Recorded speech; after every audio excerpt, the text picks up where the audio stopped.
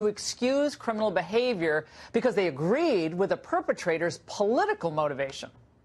Yet in this age of rage, this happens all too frequently. Didn't Jussie conflate the two? Didn't he, in fact, attempt to paint the MAGA supporters as these racist and homophobic people? I think I have to disagree if the with you story's there. true, that Yeah. Well, but Michelle, I have to respectfully disagree. I think MAGA supporters have painted themselves as that. Okay, well, the Jussie Smollett case is all at once depressing and enlightening. Well, it's depressing because so many seemed positively giddy. They were thrilled that a hate crime like that would have happened. Finally, they could draw a direct line from the support for Trump to support for almost a lynching. You had a noose, you had a racial and anti-gay slur. It was the politically perfect storyline that pushed all the right anti-Trump buttons. A Hollywood star who's black and gay, and now the victim of a heinous crime. The idea of racial slurs and maybe even some of the homophobic slurs being used toward him, you can see how serious this crime is right now. Absolutely despicable. And this is America in 2019. So now, even when it seems like the entire thing was a sick charade, the race hustlers remain undaunted. Interesting when you use hatred and bigotry and lying for your own selfish end and you're a young black. Falsely accused of inspiring a crime are still a bunch of white supremacists. They poison the soul of our country and of the world, and their crimes against humanity will be felt long after we've forgotten about Jussie Smollett. Crimes against humanity? Okay. Billy, like what? Policies that grow the economy and spur wage and job growth across the board, including for African Americans? That crime against humanity? Or the crime against humanity of creating, what, opportunity zones in some of our most debilitated communities? Or is it the crime of criminal justice reform that's a crime against humanity? You see what I'm saying? It's patently ridiculous. But this is all very enlightening, is it not? Because here's what's really happening. Trump's policies are actually working. We see it all around us. The Mueller report, it looks like it's going to be a dud. And liberal heroes are self-combusting before our very eyes. So the Democrat protectorate are in total freak-out mode. Let's look back. Their Kavanaugh accuser, Blasey Ford, flamed out. Their indigenous 2020 hopeful, Elizabeth Warren, was knocked off her high horse. Virginia's Democrat leaders are tangled up in blackface and Me Too scandals. And now, with Smollett, their dream of the perfect Trump-inspired hate crime has also fizzled. So now we're back to Donald Trump being Hitler, Pol Pot, and Stalin all rolled into one. That's the best they have. And while they mouth the requisite if you did it, and this is wrong, well, they quickly then revert to their tired old narrative that today minorities should live in fear. Comedian Hari Kondabolu tweeting, "What Jussie Smollett is accused of is despicable. However, don't forget that we believed he was the victim of such horrendous hate crime because it's the type of thing that happens way too often, especially in the Trump era." He may have taken advantage of a very realistic fear. And the queen of racial fear-mongering, Mad Maxine Waters, she freely admits she believed Jussie's ridiculous story because his views checked all the liberal boxes. He's a friend. He was at my office. We marched in the Pride Parade together. He introduced me at Black Girls Rock, and so I believed him when I heard about it. Well, if Congresswoman Waters wanted to learn something, she might try to engage with black Americans who see this all very differently. They aren't looking to blame Trump or conservatives for all of their woes, past or present. What they're looking for are real solutions and real hope. Every citizen alive today and generations yet unborn are forever in debt of the brave souls who stared down injustice and championed the eternal cause of civil rights. And by the way, as you've been hearing me say, African American unemployment is at an all-time low, historic high. Well, the scene last night at the White House is part of what inspires the ongoing Democrat freakout.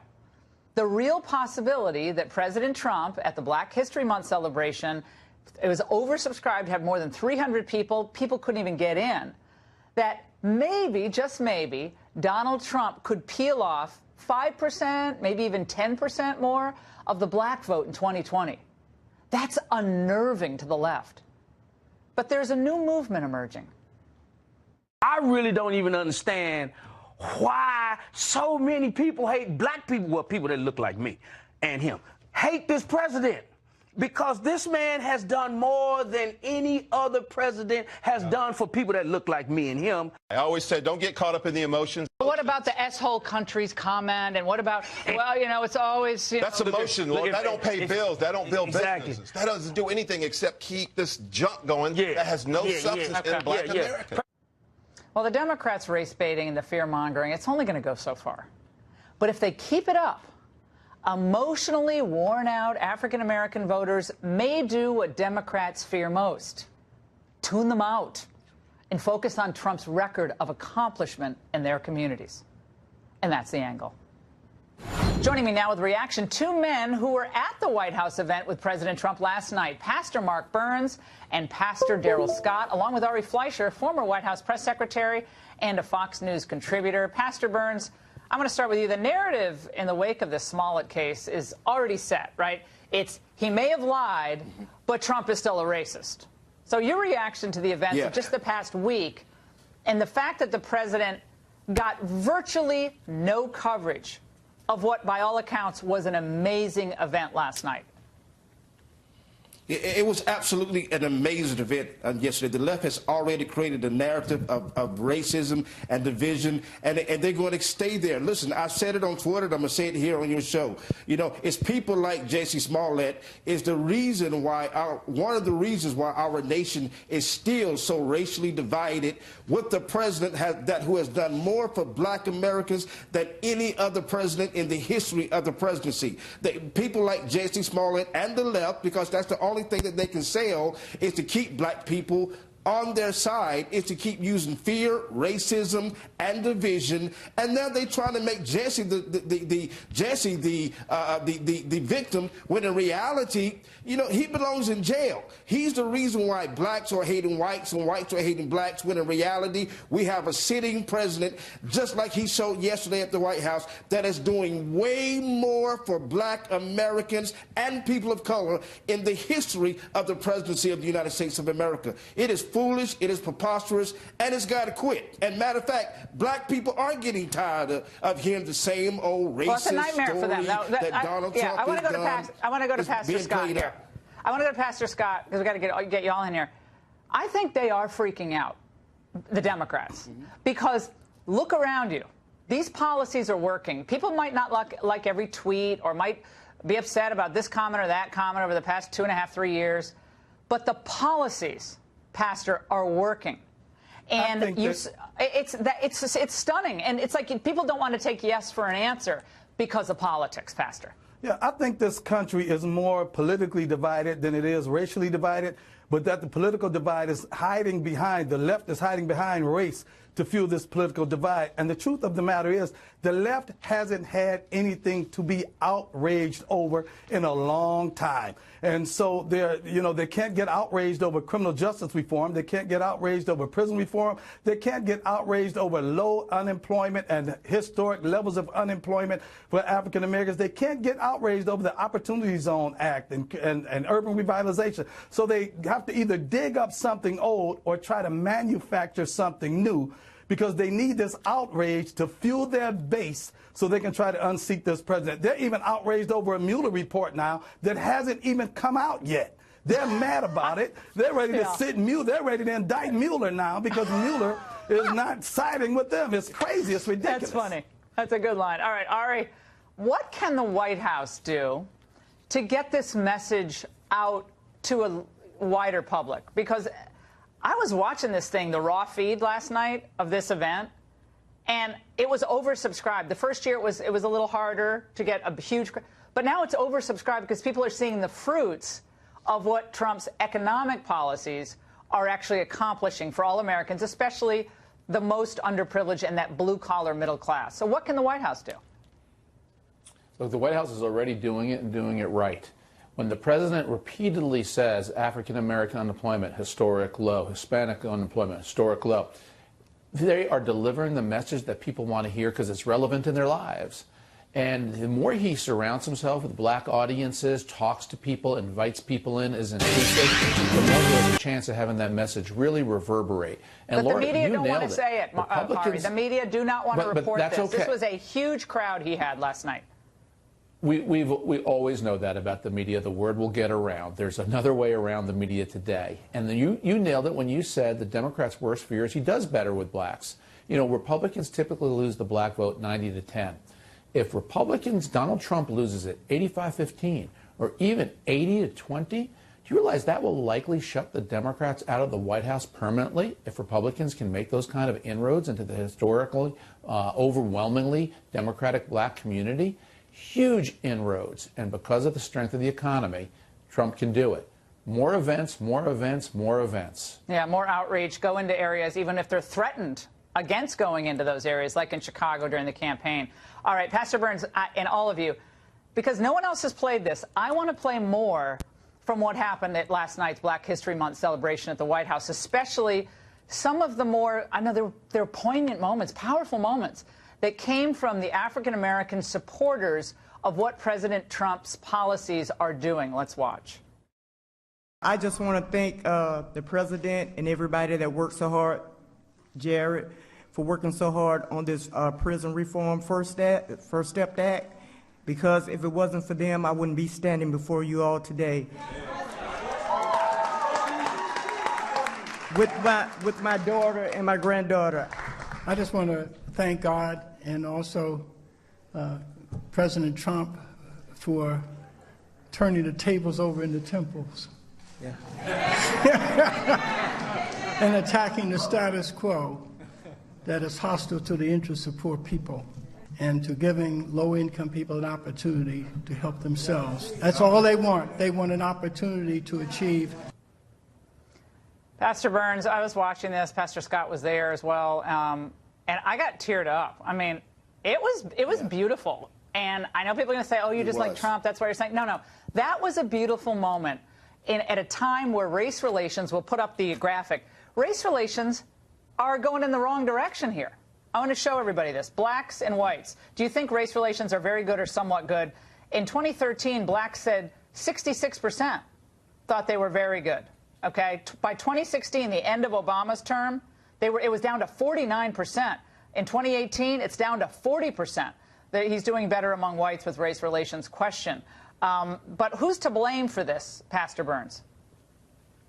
Well, it's clearly not President Trump. But the fact of the matter is President Trump has done absolutely amazing by people of color, African Americans in this nation. I mean, President Trump has helped the HBCUs. President Trump has created opportunity zones. President Trump is putting money, putting the money in the most geographical urban areas that is helping create jobs for black people in this country. President Trump has created the First Step Act. President Trump is overly showing that he is going to be and is the most supportive president of black Americans in this country. He said it from day one, back in 2015, that he was going to be the most supportive, most active, most for black Americans in this nation. And he's proven just that. Remember that, Pastor Yeah, exactly. Scott? What do you got I was on the plane when he said to me, he looked at me, he said, what do you think about, he said, what do you think, what the H you have to lose? Well, me being a pastor, I said, well, Mr. Trump, I want to say H, but I will see what you got to lose, right? All right, Pastor Scott, I want to read something from the Chicago Tribune, because as the Smollett story collapsed, and there's so many hate crimes that are originally thought to be true, then they turn out not to be true. Not that there aren't hate crimes, because there are, and they should be prosecuted. But when the Jussie Smollett case kind of starts collapsing, this is what columnists for the Chicago Tribune are writing. This is Darlene Glanton. Just because one person lied about a racist and homophobic incident does not let all bigots off the hook. There are real victims here. These angry Trump supporters contend. Although they helped put so-called bigot in chief in the White House, they insist they are being unfairly blamed for forcing America down this treacherous and agonizing road of intolerance. So it's kind of like heads they win, tails we lose. Yeah, you know what? Where did this angry Trump supporter I'm in a great mood. narrative come from? Seems like the Trump supporters, we're not angry, we're glad. And before I repeat it again, he's the most pro-black in the sense of being proactive rather than reactive. He's the most pro-black president, proactive president towards the black community in my lifetime. I hope every young, and I repeat it. I hope every young African American in this country, or it doesn't matter if you're young, I guess, here's what we're talking about tonight. And Ari, this makes me so happy. I mean, I said this last night. The Democrats seem to have a very dark and ominous, pessimistic view of the world right now. You know, the country's a racist country. It's anti-Semitic, it's anti-immigrant. It's all very negative. I think Trump's like, I'm impatient for results. I want this to get better and better and better. So I find the optimism is on his side, and the pessimism is on the other side. Is that accurate? Do you agree? And I have to ask you something about Mueller, but just quickly on that.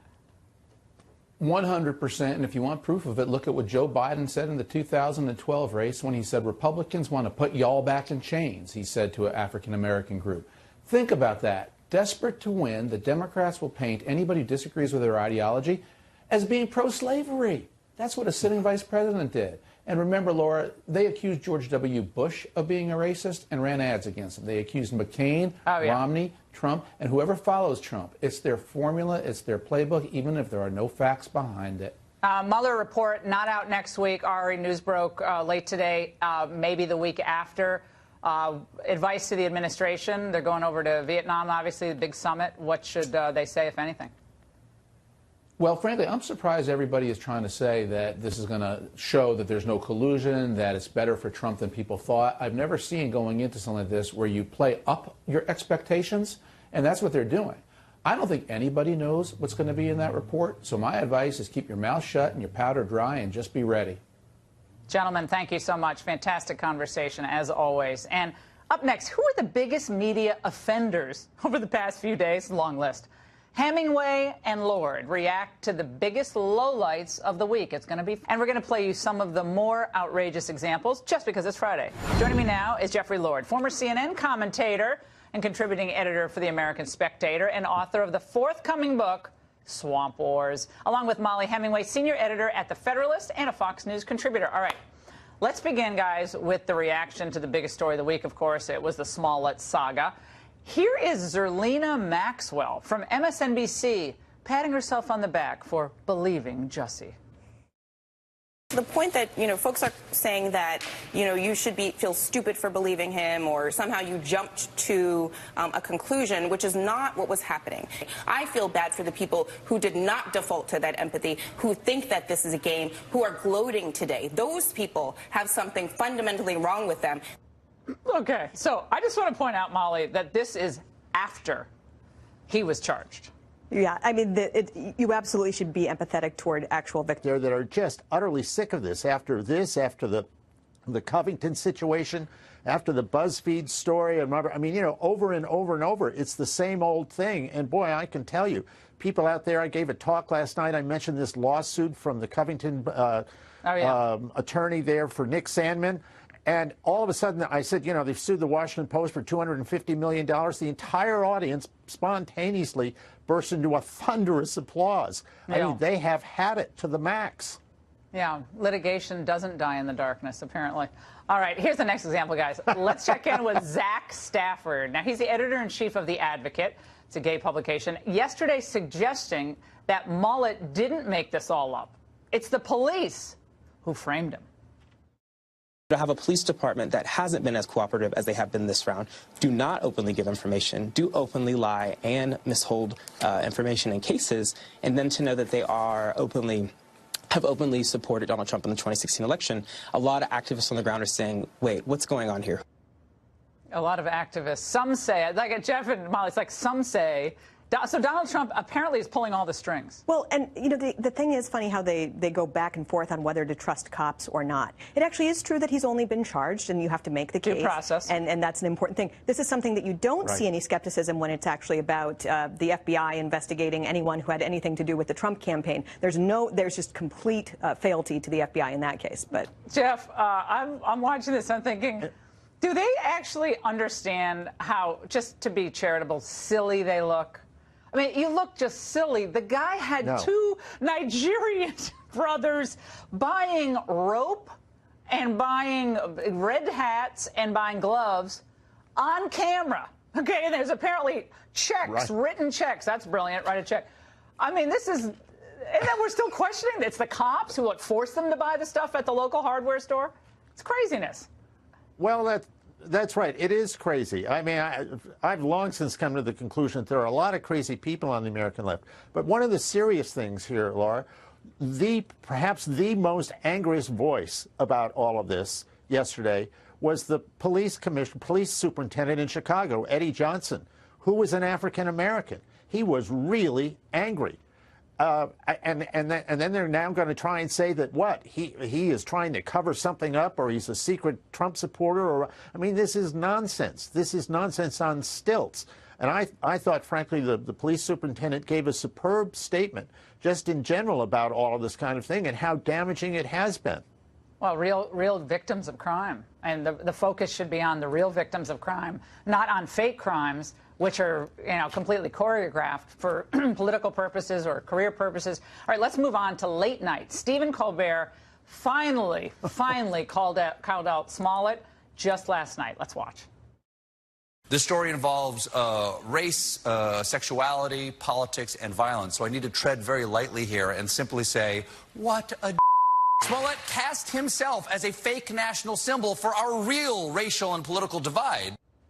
But, Molly, somehow he failed to address his guest, actress Ellen Page's comments earlier this month, accusing Trump and Vice President Pence of inciting violence against gay people. It is so interesting to me that when this story broke... Where is Ellen Page, by the way? Has she even spoken out? She needs to address it. What she said was horrible, even disgusting. Yes, Speaking of disgusting. To place blame that way. This story ran wild because of who we were told were the aggressors. MAGA-hatted guys who were targeting him because he was black and gay. That's the trifecta for the left. When the story falls apart, all of a sudden we don't have those details. We don't think through what that significance was of him saying that this was who attacked him. And it is a very important part of the story. It's why the story was such a big deal in addition to him being a celebrity. And now to ignore that part of the story, as Colbert does here, is inappropriate. And Jeffrey, really quick, I mean, the idea of a noose around someone's neck, boy, that takes us right back to the pre-civil rights South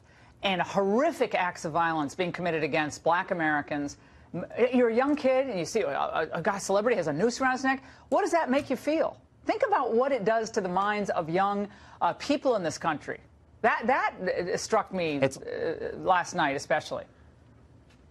Exactly. It's terribly ugly. And as someone who's old enough to remember this in real time and remember the civil rights and the fire hoses and the police dogs, this was a terrible, terrible thing.